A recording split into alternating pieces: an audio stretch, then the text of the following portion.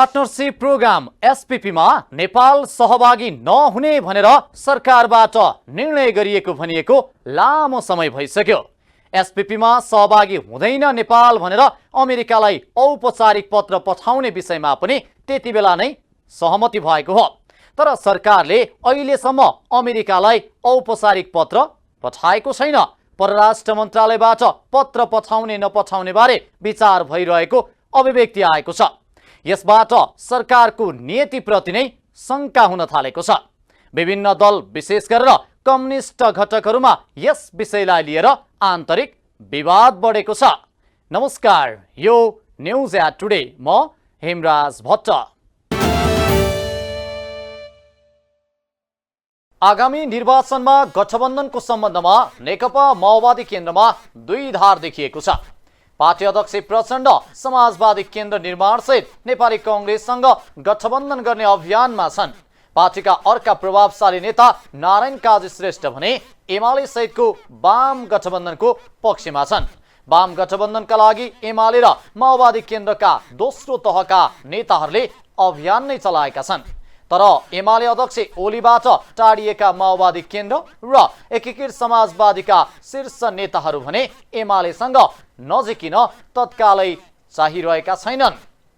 आगामी मङ्सिरमा हुने संघ र प्रदेशको निर्वाचनको तयारीका लागि दलहरू विभिन्न रणनीति बनाउनमै व्यस्त छन्। खास गरी नेकपा माओवादी केन्द्रभित्र आगामी निर्वाचनलाई लिएर नेताहरूका बीचमा मत बाँझिएको छ।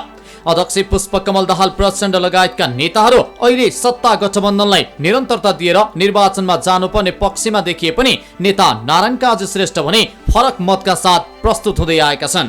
सत्ता गठबन्धनले 12 बुँदे व्याख्यात्मक घोषणाद्वारा एमसीसी पास गरेपछि माओवादी केन्द्रका नेता श्रेष्ठ असन्तुष्ट हुँदै आएका छन्।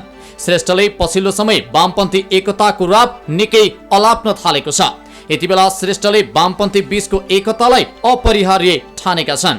सरकारले निर्वाचनको मिति घोषणा गर्ने तयारी गरिरहेको छ। निर्वाचनलाई लिएर सत्ता गठबन्धन दलहरूका बीचमा नै एकमत हुन सकेको छैन। संघीय निर्वाचनसम्म अहिलेकै गठबन्धनलाई निरन्तरता दिने नीतिगत सहमति भएको छ। तर अहिलेसम्म कुन मोडालिटीमा चुनावी तालमेल गर्ने भन्ने स्पष्ट खाका भने बनिसकेको छैन। विपक्षी एमाले पनि अहिले पर्ख र हेरको रणनीतिमा रहेको छ। सत्ता गठबन्धन रहेसम्म आगामी निर्वाचन एमालेका लागि आत्मघाती देखेको उसले जसरी पनि गठबन्धनलाई भत्काउन चाहिरहेको छ। चुनावी गठबन्धनका लागि उसले भरपर्दो शक्तिको खोजी गरिरहेको छ। लोकप्रिय बन्न राष्ट्रवादी कार्ड। सत्ता गठबन्धनकै माओवादी र एकीकृत समाजवादीका केही नेताहरूले एमालेसँग चुनावी तालमेल गर्ने नेतृत्वलाई दबाव बढाएका छन्।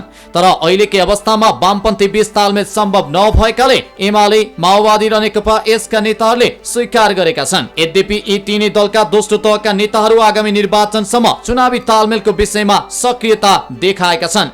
तीमध्ये एक हुन् श्रेष्ठ। गत फागुनमा एमसीसी संसदबाट अनुमोदन भएपछि अध्यक्ष प्रचण्डसँग असन्तुष्ट रहेका उनी पछिल्लो समय एमालेसँग नजिकिएका छन्। यसै विषयलाई लिएर पार्टी छोड्ने सम्मको धम्की दिएका श्रेष्ठले गत जेठ 30 गते पार्टीलाई नै जानकारी नदिएर ओलीसँग 2 घण्टा गोप्य भेटवार्ता पनि गरेका थिए। ओली र श्रेष्ठ बीचको भेटवार्तालाई लिएर पार्टीभित्रै उनको निकै आलोचना भयो। पछिल्लो समय श्रेष्ठको गतिविधिलाई लिएर अध्यक्ष प्रचण्ड नै सशंकित रहेका छन्। केही समय अघि प्रचण्ड भारत भ्रमणमा गएका बेला श्रेष्ठ सक्रियतापूर्वक वाम दलहरूबीच गठबन्धनको प्रयासबारे छलफलमा जुटेका थिए। विशेष गरेर संसदबाट एमसीसी अनुमोदन भएपछि श्रेष्ठले यसलाई राष्ट्रिय एजेन्डा नै बनाएका छन्, जसलाई प्रचण्डले मन पराएका छैनन्। 2068 सालमा श्रेष्ठले बाबुराम र वैद्यसँग मिलेर प्रचण्डलाई अल्पमतमा पारेका थिए, जुन धोबीघाट भेलाको रूपमा चर्चित रहेको छ। अहिले पनि एमसीसीलाई हतियार बनाएर जनमत आफूतिर आकर्षित गर्न सकिन्छ भन्ने भ्रम नारायण काजीमा रहेको प्रचण्ड पक्षको बुझाइरहेको छ। नेकपाको प्रवक्ता रहँदा श्रेष्ठलाई ओली पक्षले प्रचण्ड माधवको प्रवक्ता भएको आरोप लगाउने गर्थे। तर ओली पक्षबाट आरोपित गर्ने गरिएका उनै श्रेष्ठ वाम एकता भन्दै ओली निवास धाइरहेका छन्, जसले उनी कति विरोधाभास छन् भन्ने प्रश्न पार्दछ। नेकपा विघटनपछि एमाले अध्यक्ष केपी शर्मा ओलीले श्रेष्ठमाथि गरेको टिप्पणी निकै रोचक र व्यङ्ग्यात्मक देखिन्छ। को हुन् श्रेष्ठ? गोर्खाको सिरान्चोक गाउँपालिका वार्ड नम्बर 8 जौबारीमा विक्रम सम्वत 2016 सालमा जन्मेका श्रेष्ठले सार्वजनिक प्रशासनमा स्नातकोत्तर गरेका छन्। काठमाडौँको सिद्धार्थ वनस्थलीमा केही समय गणितका शिक्षक समेत उनी रहेका थिए। श्रेष्ठले 2033 सालमा कांग्रेसको विद्यार्थीबाटै राजनीति सुरु गरेका थिए। 2033 सालमा बीपी राष्ट्रिय मेलमिलापको नीति लिएर भारतबाट नेपाल फर्किएपछि उनी कम्युनिस्ट पार्टीतर्फ आकर्षित भएका थिए। 2043 सालमा निर्मल लामाले नेतृत्व गरेको नेकपा चौमको केन्द्रीय सदस्य बने। 2048 सालमा प्रचण्डहरूसँगको एकतापछि बनेको नेकपा एकता केन्द्रमा श्रेष्ठ पोलिट ब्युरो सदस्य रहेका थिए। जनयुद्धमा जाने विषयमा मतभेद उत्पन्न भएपछि 2051 सालमा एकता केन्द्र नै फुट्यो। प्रचण्ड बाबुरामले नेकपा माओवादी गठन गरे भने श्रेष्ठ चाहिँ प्रचण्ड समूहमा नलागी एकता केन्द्रमै रहे। माओवादी सशस्त्र युद्ध अवधिभर अर्धभूमिगत रहेका श्रेष्ठ 2065 सालमा सार्वजनिक भएका थिए। भूमिगत हुँदा उनी प्रकाश उपनामले चिनिन्थे। यसबीचमा श्रेष्ठले नेतृत्व गरेको एकता केन्द्र र मोहन विक्रम सिंहले नेतृत्व गरेको मसालका बीचमा पार्टी एकता भएको थियो। त्यो एकता लामो समय टिक्न सकेन। पुनः त्यो एकता पनि विभाजन भयो। अहिले नेकपा माओवादी भित्र प्रचण्डलाई कडा टक्कर दिँदै आएका श्रेष्ठ पार्टीभित्र एक विद्रोही नेता जस्तै देखिएका छन्।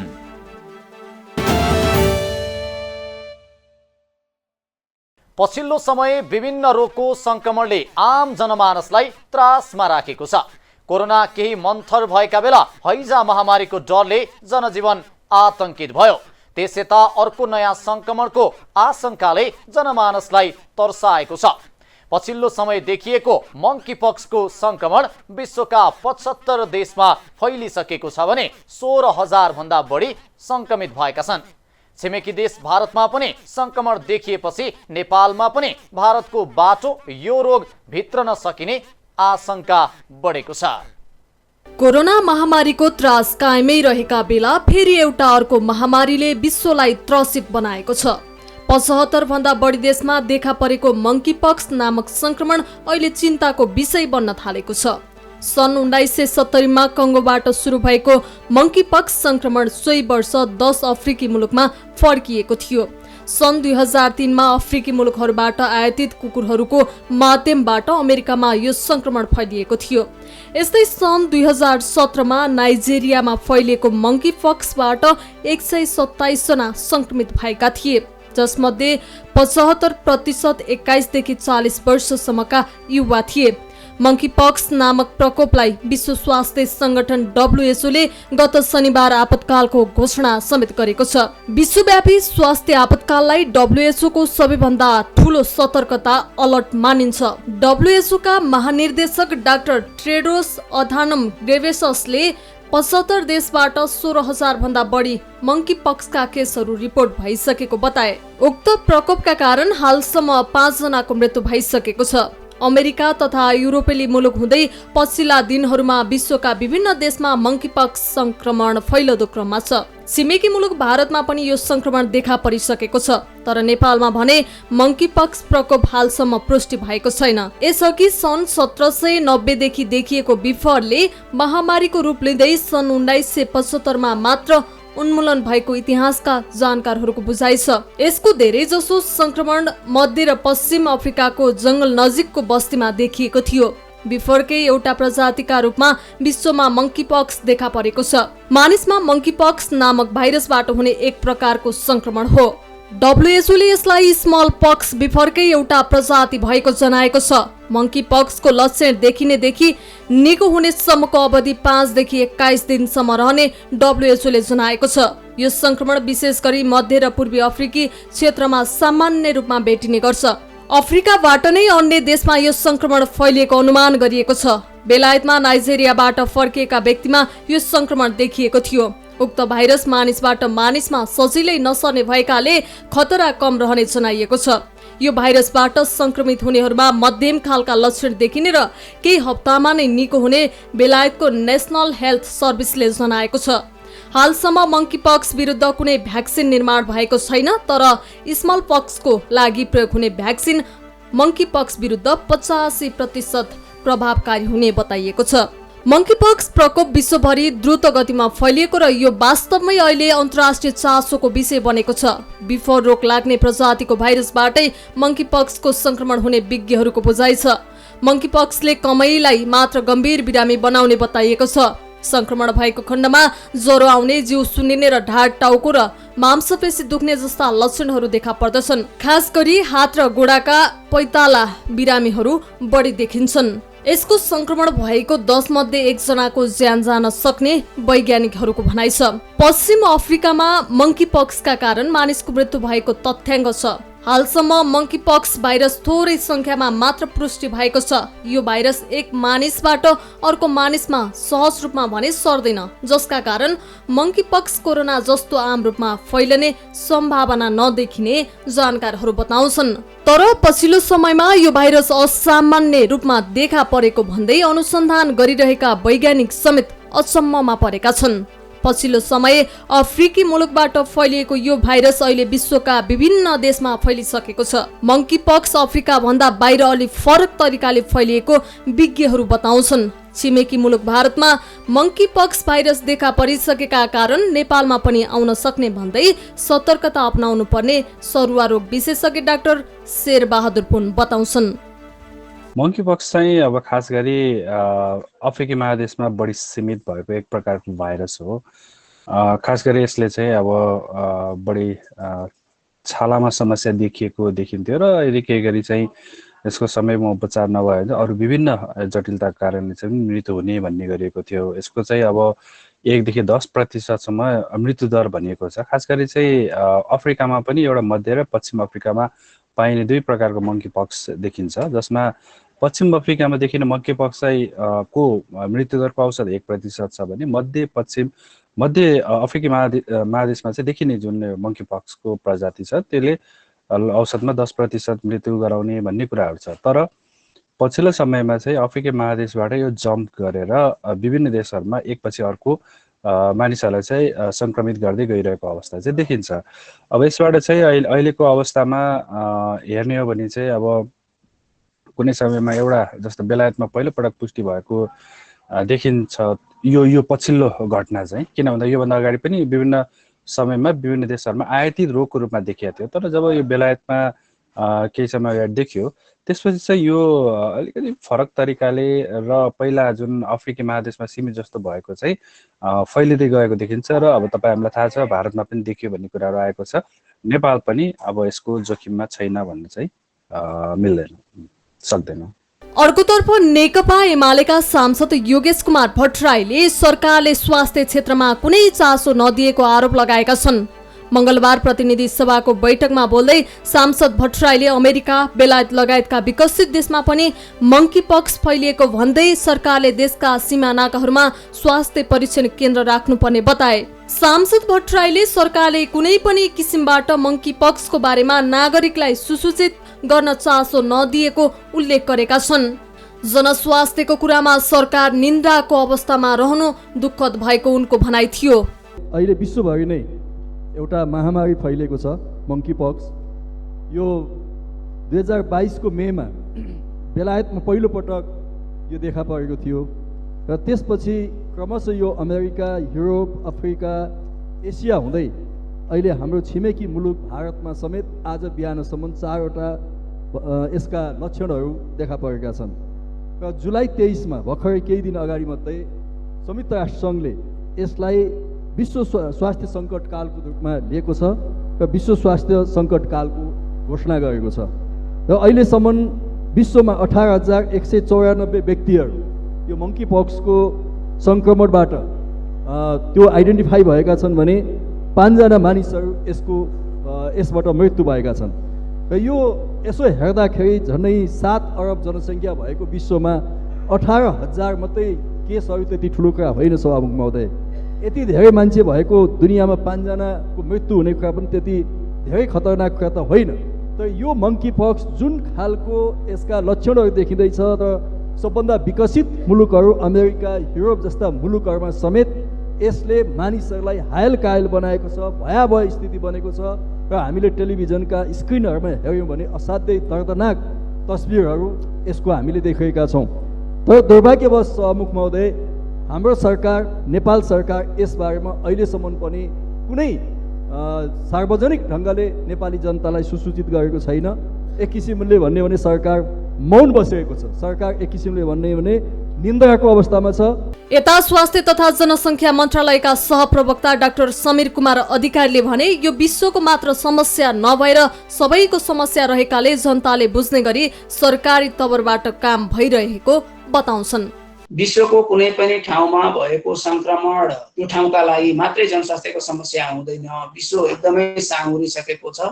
जहाँ भएको समस्या पनि हाम्रा लागि समस्या हुन सक्छ भन्ने हाम्रा अनुभवहरू सबै भएका आधारमा हामीले आवश्यक तयारीहरू चाहिँ गरेका छौँ।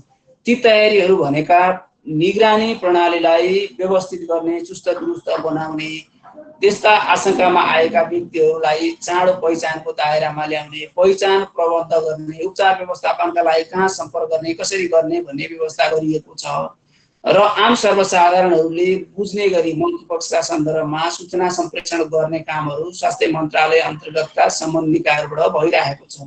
विज्ञहरूका अनुसार मङ्कीपक्स भाइरस संक्रमण भएको 5 देखि 21 दिनभित्र लक्षण देखिन्छ। सुरुको अवस्थामा लक्षणहरू संक्रामक रोगहरूसँग मिल्दोजुल्दो देखिने भन्दै ज्वरो आउने, टाउको दुख्ने, जिउ दुख्ने, जाडो हुने, लिम्फ ग्रन्थि सुन्निने जस्ता प्रारम्भिक लक्षण देखा पर्ने पाइएको थियो। तर पछिल्लो अनुसन्धान अनुसार मङ्कीपक्स पुरुष समलिङ्गीबाट पनि सर्ने गरेको पाइएको विज्ञहरू बताउँछन्। अहिलेको जुन एउटा मङ्कीपक्सको जुन एउटा त्यो जुन लक्षणहरू छ त्यो चाहिँ बढी मात्रामा चाहिँ शरीरमा फोका या घाउहरू देखिने, त्यो पनि गुप्ताङ्ग र गुदद्वारमा भन्ने कुराहरू छ र सँगसँगै ज्वरो, त्यसपछि र लिम्फ ग्रन्थीहरू धेरैमा यो सुन्निने गरेको भन्ने कुराहरू चाहिँ आएको छ र फैलनमा पनि अब अधिकांश चाहिँ अब पुरुष समलिङ्गीहरू भएको पाइएको छ र यो कारणले गर्दाखेरि चाहिँ अब यो पहिला अफ्रिकी महादेशमा पुरुष समलिङ्गीमा मात्र केन्द्रित हुन्छ भन्ने खालको चाहिँ मैले पढ्न पाएको थिएन। तर अहिले पछिल्लो समयको अनुसन्धानहरू नेपालमा भएको त्यो भन्न सकिन्थ्यो। तर अहिले अफ्रिकी महादेश बाहिर जुन एउटा फैलिरहेको जुन अवस्थाको अनुसन्धान गरिएको जुन एउटा नतिजा निकालेको छ त्यसले चाहिँ अब पुरुष समलिङ्गी समूह चाहिँ सबैभन्दा बढी प्रभावित भएको देखिएछ। मङ्कीपक्सको संक्रमण मध्य र पश्चिम अफ्रिकाका धेरै देशहरूमा आवधिक रूपमा फैलिएको छ। अफ्रिका बाहिर मङ्कीपक्सका केसहरू विरलै देखिए पनि हालैका वर्षहरूमा अमेरिका, बेलायत, इजरायल र सिङ्गापुरमा संक्रमण देखिएको विभिन्न अध्ययन अनुसन्धानले पुष्टि गरेको छ। विगतका अनुभवहरूले स्वास्थ्य अधिकारीहरूलाई यो भाइरसको बारेमा जानकारी मात्र दिएको छैन, यसलाई कसरी रोक्ने भनेर पनि सिकाएको छ, जसले ढिलै भए पनि केही रोकथाम तथा उपचारको प्रयास हुने विज्ञहरू बताउँछन्। राजनीतिमा छाएको र राष्ट्रवादका नाममा मतदाता लोभ्याउने चालले नेताहरू बेला बेलामा अनेक हत्कण्डा गर्छन्। त्यसैमध्ये एक हो स्वदेशी सामानको प्रयोग र स्वदेशी उद्योगको प्रवर्धन। पछिल्लो समय नेपाली लुगा मात्रै प्रयोग गर्ने भन्ने अभियान सुरु गर्न थालिएको छ।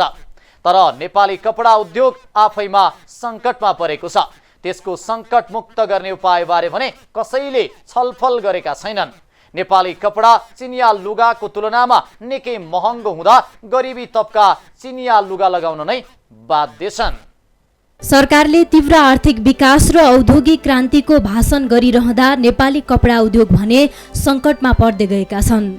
कच्चा पदार्थमै सञ्चालित कपडा उद्योगहरू व्यवसायी मैत्री सरकारी नीतिको अभावमा सङ्कटमा पर्न थालेका हुन्। कच्चा पदार्थ आयातमा लिने असमान भन्सार दरका कारण पनि सञ्चालित उद्योगको उत्पादन लागतभन्दा बढी भएको छ, जसले गर्दा विदेशबाट आयात गरिएका कपडा भन्दा स्वदेशमा उत्पादन गरिएका कपडा महँगो हुन पुगेको छ। त्यसैले नेपाली बजारमा अवैध रूपमा भित्रिने विदेशी कपडासँग नेपालमा उत्पादन भएका कपडाले प्रतिस्पर्धा गर्न सकेका छैनन्।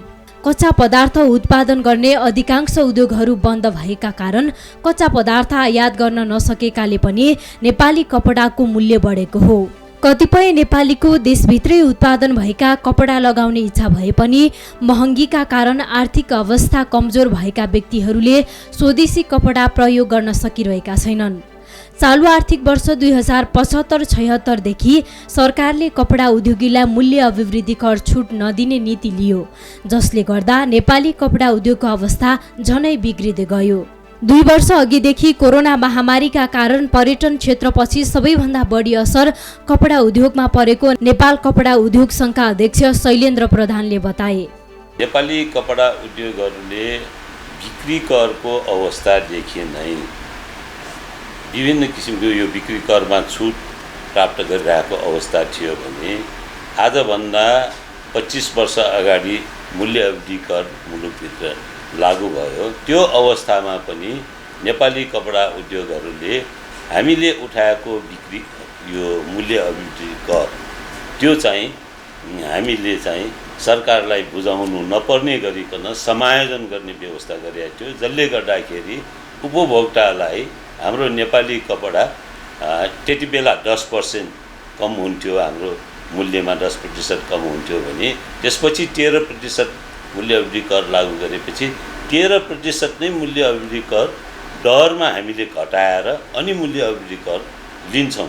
त्यो लिएको चाहिँ हामीलाई समायोजनको व्यवस्था थियो एकातिर भने, अर्कोतिर कपडामा दुई किसिमको त्यो मूल्य अवधि करमा चाहिँ सुविधा थियो। एउटा दुई किसिमको भन्नाले एउटा सुती कपडा उत्पादन हुने, सुती कपडा बिक्री वितरण हुने, अर्को भनेको सिन्थेटिक कपडा। सिन्थेटिक कपडा भन्नाले पोलिस्टर मिक्स, उलन मिक्स इत्यादि मिक्स भएका कपडाहरू। त्यसमा चाहिँ 2074-75 सम्म हामीले 70% मूल्य अवधि कर फिर्ता पाउँथ्यौँ। त्यो 2075-76 को आर्थिक ऐनले बजेट भाषणबाट बजेट आर्थिक अध्यादेशबाट त्यसलाई खारेज गरिएपछि नेपाली कपडा उद्योग सङ्कटमा चाहिँ परिणत भयो। त्यसकारण अवस्था ठिक छैन त्यहाँदेखि नै। देशमा धागो र कपडा गार्मेन्टका साना ठुला गरी 2000 भन्दा बढी उद्योग सञ्चालनमा छन्। यस क्षेत्रले 2 लाख भन्दा बढीलाई प्रत्यक्ष रोजगारी दिइरहेको छ भने 250 भन्दा बढी कपडा उद्योगहरू मात्र सञ्चालनमा छन्। सञ्चालित उद्योगबाट प्रत्यक्ष रूपमा 50,000 र अप्रत्यक्ष रूपमा हजारौंले रोजगारी पाएको प्रधानले जानकारी दिए। नेपाली कपडा उद्योगहरूले विगतमा वार्षिक 16 देखि 20 करोड रुपैयाँसम्मको कपडा उत्पादन गर्दै आएका थिए। विक्रम सम्वत 2075 सालको तथ्याङ्क अनुसार वार्षिक 12 अर्बदेखि 14 अर्बसम्मको उत्पादन गर्दै आएकोमा 20मा कोरोना महामारीले उत्पादन घट्यो।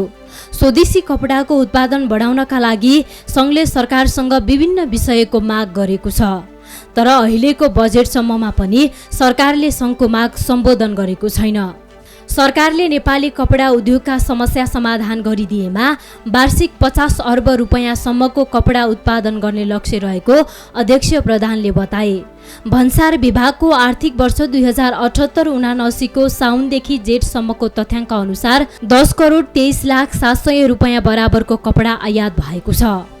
अहिलेसम्मको यसो हेर्दाखेरि नेपाली कपडा उद्योगले विगतमा 15-20 करोडसम्मको पनि उत्पादन गरिसकेको अवस्था थियो भने यो 4-5 वर्षको दौरानको कुरा गर्ने हो भने 2075 सालको आँकडालाई हेर्ने हो भने करिब 12 अरबदेखि 14 अरबसम्मको चाहिँ कपडा हामीले उत्पादन गरेका छौँ र त्यसपछि चाहिँ अलिकति घट्न गयो र अब चाहिँ स्थिति राम्रो हुन सक्यो भने हामीले बढाउन सक्ने अवस्था छ र सरकारको पोलिसी यदि राम्रो भयो भने हामीले कतिपय कुराहरू उल्लेख गरेका छौँ, उठान गरेका छौँ, सरकार समक्ष माग गरेका छौँ। ती मागहरूलाई चाहिँ सम्बोधन हुने भयो र सम्बोधन अब गएको बजेटसम्ममा चाहिँ सम्बोधन भएको छैन। हालाकि हामीले त्यसलाई प्रयास गरिरहेका छौँ।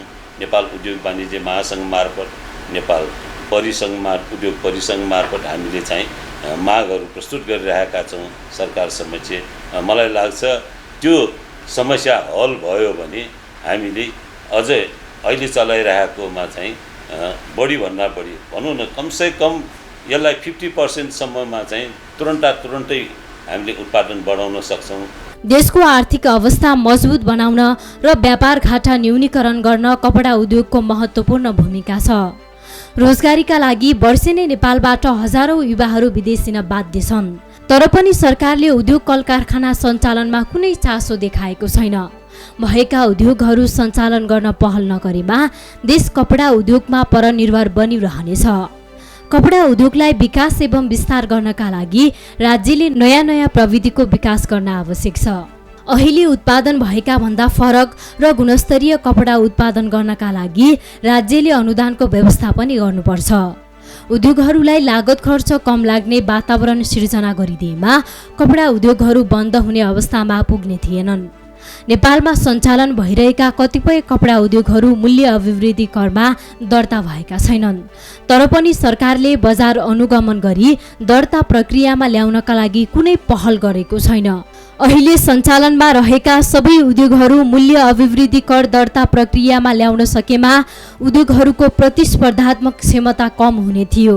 सङ्घले सरकारसँग साना ठुला सबै उद्योगलाई करको दायरामा ल्याउन आग्रह गरेको छ।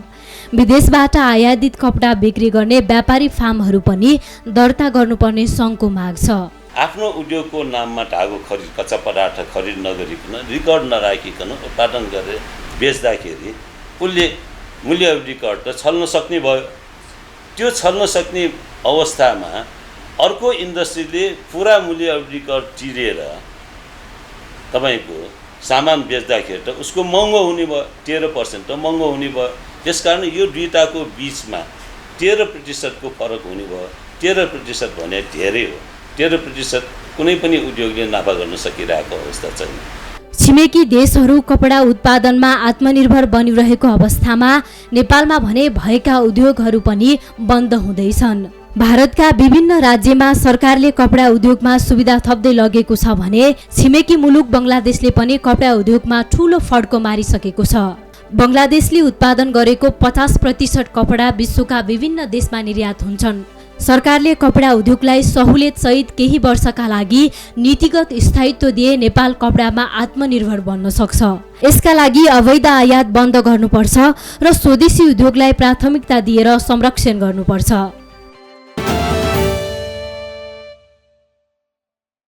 फेरि एकपटक कोरोना संक्रमितको संख्या बढ्न थालेको छ। एकै दिनमा 300 भन्दा माथि कोरोना संक्रमितहरू भेटिन थालेका छन्।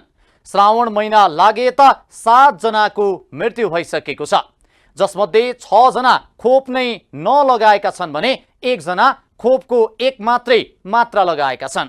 त्यसैले पनि खोप लगाउन कन्जुसाई गर्नु हुँदैन भन्ने स्पष्ट भएको छ। नेपालमा तेस्रो लहर सुरु भएको घोषणा भइरहँदा आम सर्वसाधारणले भने फेरि एकपटक सजग हुनुपर्ने बेला आएको छ। हवस् त आजलाई न्युज एट टुडे यति नै। हामी सबै बिदा चाहन्छौँ। नमस्कार।